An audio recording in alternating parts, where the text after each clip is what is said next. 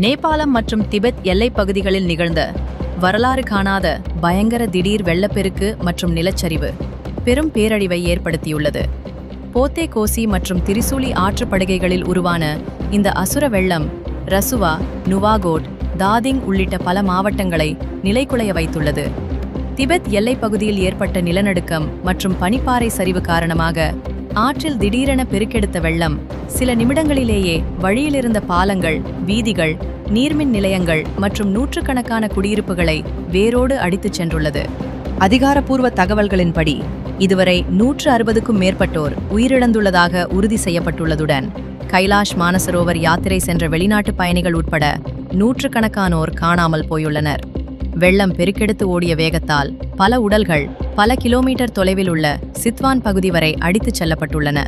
தற்போது நேபாள இராணுவம், ஆயுதப்படை மற்றும் மீட்புக் குழுவினர் ஹெலிகாப்டர்கள் மற்றும் மோப்ப நாய்களின் உதவியுடன் தீவிர மீட்பு பணிகளை முன்னெடுத்து வருகின்றனர்.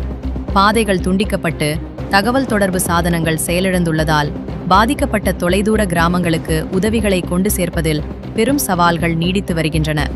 எல்லைப் பகுதிகளில் தொடர்ந்து பதற்றமான சூழ்நிலை நிலவுவதால் ஆற்றங்கரை பகுதிகளில் வசிக்கும் பொதுமக்கள் பாதுகாப்பான இடங்களுக்கு மாற்றப்பட்டு வருகின்றனர்.